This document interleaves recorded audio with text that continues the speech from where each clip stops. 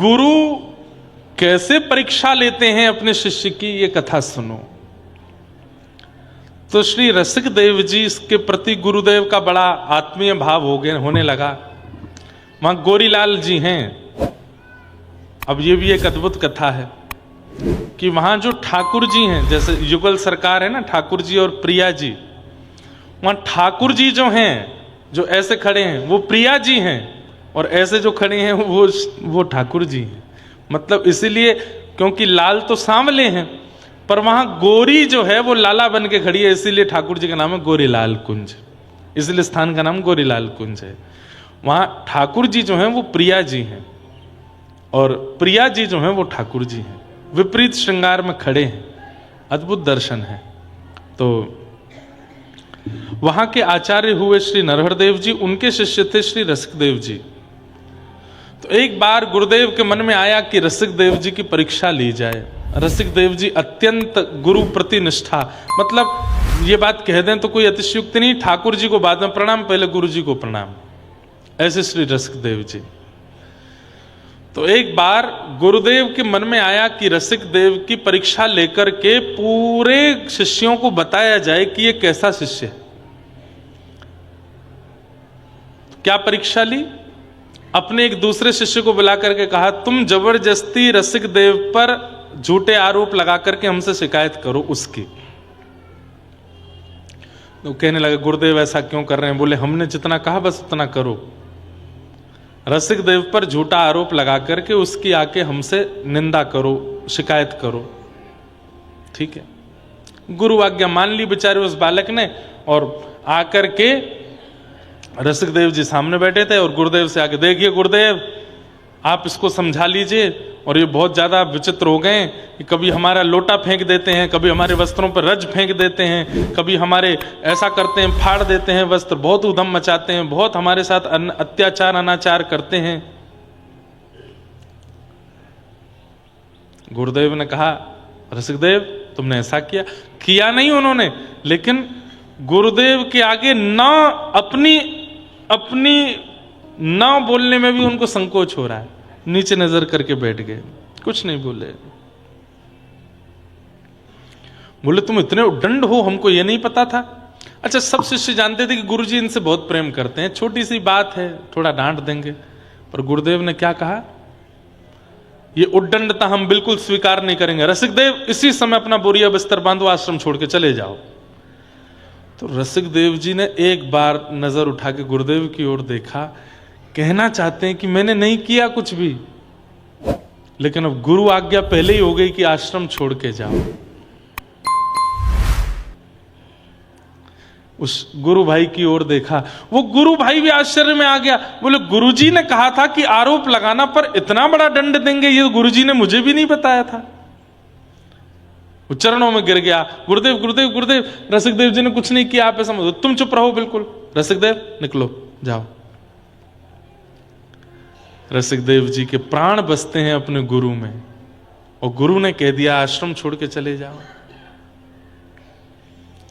तुरंत क्षण भर नहीं लगाया, गुरुदेव को प्रणाम किया, ठाकुर जी को प्रणाम किया, आश्रम से अपने 2-4 सामग्री जो थी वो ले करके निकल गए। सबके सामने से तो ऐसे निकले कि गुरु आज्ञा है, लेकिन आश्रम से बाहर जाते इतना रोए, इतना रोए, इतना रोए, आश्रम की दहली को पकड़ पकड़ करके रोए। सब शिष्य गुरु भाई देखते रहे, रोते रहे। गुरुजी से कहे, गुरुजी आप इतने निष्ठुर कैसे हो सकते हैं, आप तो बहुत प्रेम करते थे इनसे। बोले, मुझे मत समझाओ, और तुम सबकी भी बारी आएगी, चुपचाप बैठो, अपना काम करो, और रसिक देव तुम जाओ। निकाल दिया आश्रम से। यमुना तट पर जाकर के प्राण गुरुदेव, जीवन गुरुदेव कह करके यमुना जी में इतना रोते थे, इतना रोते थे। आप कहोगे 2-4 दिन का गुस्सा रहा होगा, ना, 1 वर्ष निकल गया, और रसिक देव जी वहीं यमुना जी पे हैं। 2-4 महीने व्यतीत हुए, इतने व्याकुल हो गए, और गुरुदेव ने ये और कह दिया था आश्रम से निकल जाओ और जीवन में मेरे सामने कभी आना नहीं। तो कभी दर्शन करने भी नहीं जाते, एकांत में बैठे रहते वहीं। लेकिन गुरु भाई आते थे मिलने के लिए। तो एक गुरु भाई से कहा, मुझे गुरु जी की बहुत याद आती है, मुझे गुरुदेव का बहुत स्मरण होता है। मैंने कब से उनके चरण नहीं छुए। मैंने अपने जीवन का आधा समय गुरुदेव के चरणों में व्यतीत किया। पता नहीं कौन सा अपराध मुझसे बना जो चरणों से मुझे दूर कर दिया। गुरु भाई एक काम करोगे? बोले क्या? गुरुदेव को पता ना चले। गुरुदेव स्नान करने के बाद अपने पूर्व वस्त्रों को जो छोड़ देते हैं स्नान घर में, उसको धोने की सेवा किसके पास है? बोले कि मैं ही करता हूं। बोले तुम बस गुरुदेव के सामने तो दिखाना तुम धोने ले जा रहे हो, पर मुझे जमुना जी पे लाके मुझे दे देना, मैं धोऊं और धो करके तय बना करके शाम को दे दिया करूंगा। गुरुदेव को नहीं बताना मैं सेवा कर रहा हूं। ठीक है। गुरुदेव के जो वस्त्र होते थे, गीले वस्त्रों को वो गुरु भाई दे जाते और रसिक देव जी उन वस्त्रों को ही प्रणाम करते और उन वस्त्रों को ही निचोड़ करके उससे थोड़ा जल लेकर के पी लेते। मेरे गुरुदेव की चरणामृति है। उनको धो करके पहुंच करके उनमें इत्र लगाते, बढ़िया सुखाते, एक एक वस्त्र की सरवट को दूर करते, इतने अद्भुत ढंग से उनको लगाते। वस्त्रों के ऊपर का भाग, नीचे का भाग, इधर ऊपर का उपरना आदि सबको सजा करके गुरु स्वरूप मान के दंडवत प्रणाम करते। यही मेरे गुरु हैं। कैसी निष्ठा! 1 दिन, 2 दिन, 10 दिन, 15 दिन, 20 दिन जब बीते, गुरुजी बोले, ए सुनो चेलाराम इधर आओ, ये वस्त्र तुम ही धोते हो रोज? तो घबरा गए। जी गुरुजी, जी गुरुजी। हो नहीं सकता। इतनी निष्ठा और इतनी पवित्रता से या तो व्यक्ति धन लेकर के सेवा करता है या फिर किसी के वियोग में सेवा करता है। व्यक्ति या तो धन लेकर के निष्ठा प्रकट करता है कि भाई मुझे इतना धन मिला है तो मुझे ये कार्य पूरा करना ही है, या किसी वस्तु की प्राप्ति के वियोग में हो, वो वस्तु ना मिल रही हो तो तत्पर होकर के निष्ठा प्रकट कर पाता है। तुम तो यहीं रहते हो, रोज तुम्हारे वस्त्रों से इतनी अद्भुत सुगंधी और इतनी लगता नहीं है कि तुम धोते हो। तुम्हें सौगंध है। कौन धोता है वस्त्र? सत्य बताओ। चरणों में गिर गए। गुरुदेव क्षमा कर दीजिए ना गुरु, बड़े गुरु भाई रसिक देव जी को। बोले उसका नाम क्यों ले रहे हो? वो धोता है क्या? बोले मैं ही रोज वस्त्र उनको दे देता हूं, वो धो करके स्वच्छ करके शाम को वो गुरु सेवा मांग रहे थे। गुरु जी आप नाराज नहीं होना, आपसे चरणों में प्रार्थना, उनसे कुछ मत कहिएगा गुरुदेव, मेरा अपराध है, मुझे निकाल दीजिए आश्रम से, पर आप उनको बुला लीजिए वापस। गुरुदेव ने कहा तू नहीं, वही है, वही जानबूझ करके तेरे को कह करके मेरे वस्त्र मंगवाता होगा। सुन, उस रसिक देव को जाकर के बोल दे। बोले क्या? मेरी आज्ञा है, वृंदावन छोड़ दे, वृंदावन से बाहर निकल जाए। गुरु शिष्य जो था वो मन में सोचने लगा मेरे प्राण निकल जाएं अब। गुरुदेव आप इतने निष्ठुर क्यों होते जा रहे हैं? आश्रम से निकाल दिया, ये कम नहीं है क्या? बोले तर्क करता है, वितर्क करता है गुरुदेव के आगे। मैंने आज्ञा कर दी, जाकर के उसको बोल दो। आज वो गुरु भाई आए, रसिक देव जी उत्सुक बैठे थे, वस्त्र आवेंगे, उनको चरणामृत लूंगा और वस्त्र धो करके संभालूंगा। गुरु भाई आए, आकर के लिपट के रोने लगे। बोले क्या हुआ गुरु भाई, तुम रो क्यों रहे हो? गुरुदेव स्वस्थ तो है ना, आश्रम में सब मंगल में है ना, हमारे गुरुलाल जी प्रेम से तुम रो क्यों रहे हो, क्या बात है? गुरुदेव की आज्ञा है। उन्हें पता चल गया कि तुम वस्त्र धोते हो, इसलिए क्रोध में आकर के आज्ञा दी है कि इसी वक्त वृंदावन का त्याग कर दो।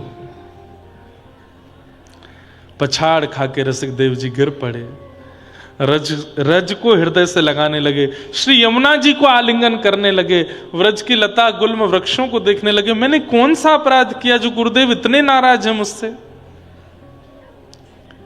उसी समय कहा गुरु भाई मैं जा रहा हूं, और प्रार्थना करना कि ये प्राण निकल जाए, क्योंकि गुरुदेव के बिना नहीं रह सकता। एकमात्र वृंदावन था जो मुझे जीवित रखे हुए था, अब उसके त्याग की भी आज्ञा गुरुदेव ने कर दी है। अब तो मैं जीवित नहीं बचूंगा। गुरु भाई कभी मिलेंगे। निकल गए आश्रम छोड़कर। वृंदावन त्याग की बात थी, कोई बात नहीं, 84 कोस में कहीं रह लूंगा, व्रज में रहूंगा तो प्राण तो बचे रहेंगे। कि कभी गुरुदेव के दर्शन होंगे, इसलिए प्राण बचाए रखूंगा। मथुरा जाके रहने लगे। गुरु भाइयों ने पता लगवाया कहाँ है, पता चला मथुरा में है, तो गुरु भाई कभी कभी छुपके मिलने चले जाते थे। रसिक देव जी इतने रसिक थे कि उनके वैसे भी बड़े अनुयायी होने लगे। वो रोज कीर्तन करते थे, पद गाते थे, तो उनका पद सुनने के लिए कई भाव आते थे। सब लोग ध्यान से सुनो। मथुरा में निवास करने लगे, तब दूसरे गुरु भाई को देखा। 6-7 महीने निकल गए, 1 साल निकल गया। बोले गुरुदेव की बहुत याद आती है, कितने दिन हो गए मैंने देखा नहीं उनको। सुनो, मैं कोई सेवा नहीं कर पा रहा गुरुदेव की। वो एक सेवा थी, उससे नाराज होकर गुरुदेव ने यहां भेज दिया। तुम एक काम करोगे? एक सेठ जाता था आश्रम में, उस सेठ से कहा महीने भर में कई लोग हम पे बड़ी दान दक्षिणा चढ़ाए जाते हैं, इस सब इकट्ठी करके मैं तुमको दे दूंगा, तुम अपना बता करके कि तुम दे रहे हो, और वहां गोरीलाल जी में गुरुदेव के चरणों में जाके अर्पित कर दिया करो। सेठ बोला ठीक है। महीने भर में जितनी चढ़ोतरी होती, रसिक देव जी के पास जो भी शिष्यगण आके दे जाते, सब इकट्ठा करके एक सेठ को देते, और अपना बता करके दे देना कि मैं दे रहा हूं। वो सेठ जाते हर महीने जाके, गुरुदेव सेवा, आश्रम की सेवा के लिए ये मेरी तरफ से थोड़ी सेवा है। 1 बार दिया, 2 बार दिया, 3 बार दिया, 6 बार दिया। जब लगातार देता रहा वो सेठ, गुरुदेव बोले ए सेठ यहां पे आ, इतना उदार कैसे हो रहे हो तुम? नहीं नहीं गुरुदेव बस सेवा करनी आश्रम की। बोले मैंने पता करवाया, तुम्हारे खुद के व्यापार में तंगी चल रही है, खुद के परिवार में ज्यादा खाना पीने की व्यवस्था नहीं बन पा रही हो, तुम रोज आकर आश्रम की सेवा कर रहे हो? तुम्हें सौगंध है, सत्य बताओ कौन करता है ये सेवा? सब गुरु भाई फिर घबरा गए, बोले गुरुदेव कहीं अब की बार और निष्ठुर नहीं हो जाएं। सेठ ने बता दिया, बोले श्री रसिक देव जी मथुरा में विराजते हैं, वही भेजते हैं। ताम्र वर्ण हो गया गुरुदेव का, और महाराज कांपने लगा पूरा शरीर अंग, और क्रोध में भर के आज्ञा कर दी, मेरी आज्ञा है उस दुष्ट को जाकर के कह दो 84 कोस व्रजमंडल का त्याग कर दे, निकल जाए बाहर, और लौट करके कभी चरण ना रखे इस 84 कोस के अंदर। अगर वो आया तो बहुत बुरा होगा। सेठ जी ने जाकर के खबर रसिक देव जी को सुनाई। बोले मैं कैसे जीऊं, कैसे जीऊंगा मैं गुरुवर तुम्हारे बिना, कैसे जीऊंगा मैं गुरुवर तुम्हारे बिना, कैसे जीऊंगा मैं गुरुवर तुम्हारे बिना, कैसे जीऊंगा मैं गुरुवर तुम्हारे बिना। यहाँ कोई नहीं अपना तुम्हारे बिना,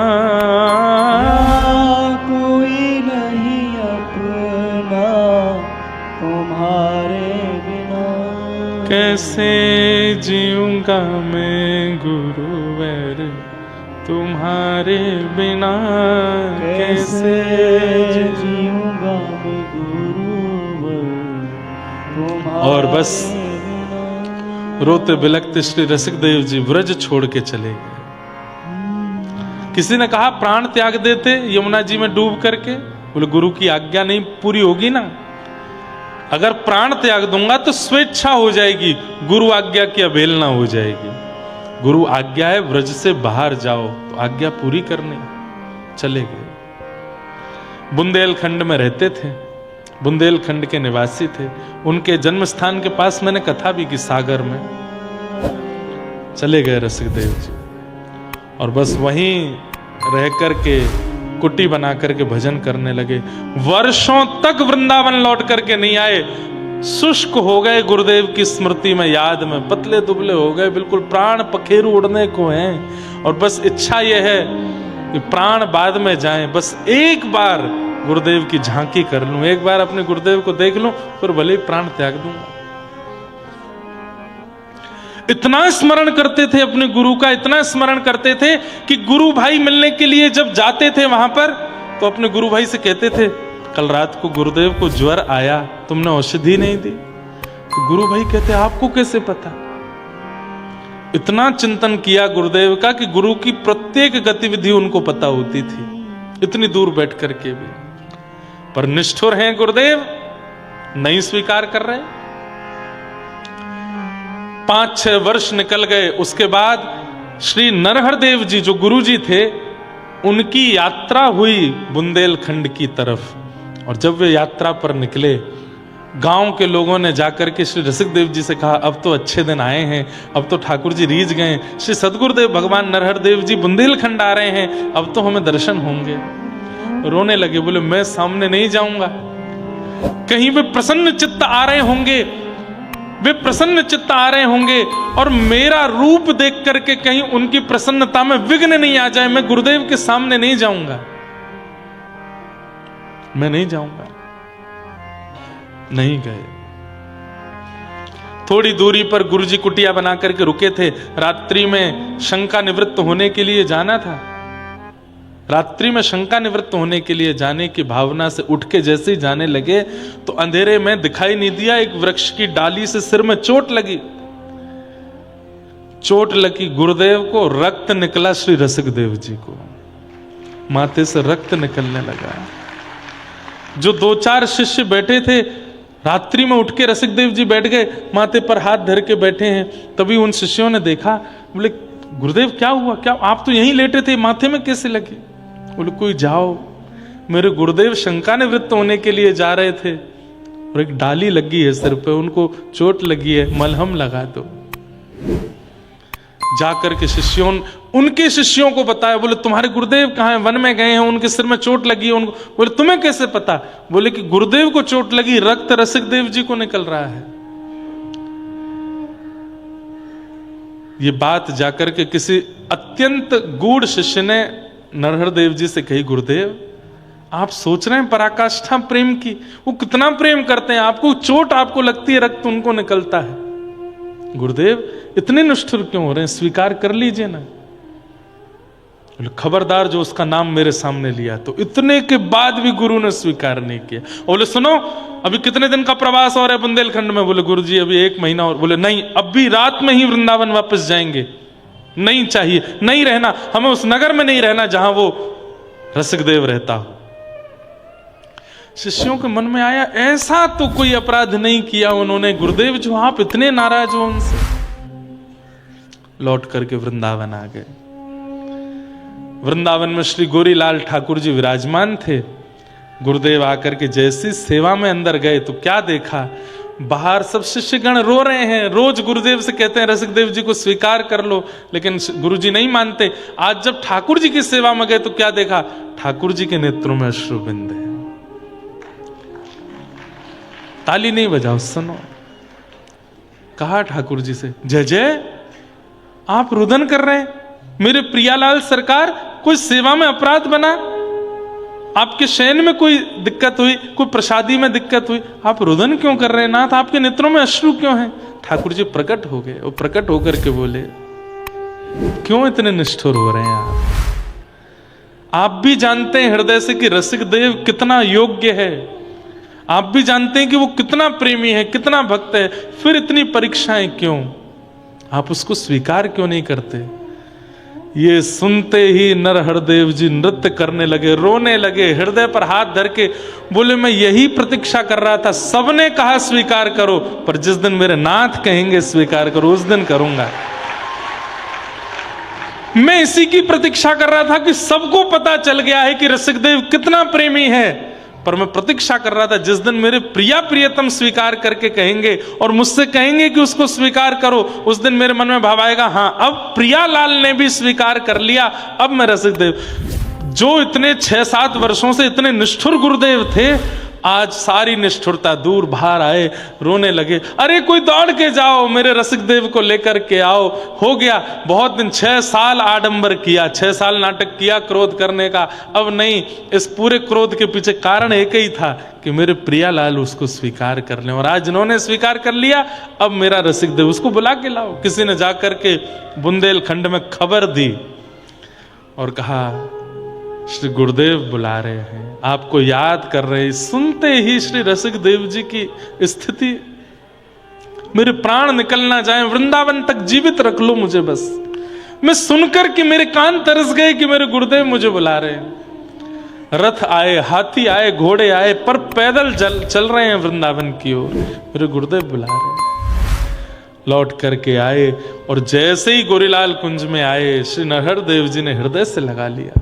कितनी देर तक दोनों गुरु शिष्य एक दूसरे को हृदय से लगा के रोते रहे, किसी को समय का भान नहीं पड़ा। सुबह से रात्रि हो गई, बार बार देखते हैं, फिर हृदय से लगाते हैं। अरे मेरे रसिक देव, तुझे ज्यादा पीड़ा तो नहीं हुई ना, तुझे कष्ट तो नहीं हुआ ना? आज तेरे इस निष्ठा से, तेरे इस भाव से प्रसन्न होकर मैं तुझे कुछ देना चाहता हूं। क्या? अब से गोरीलाल तुम्हारे हैं, अब से ये प्रिया प्रियतम तुम्हारे हैं, अब इनकी सेवा तुम करोगे।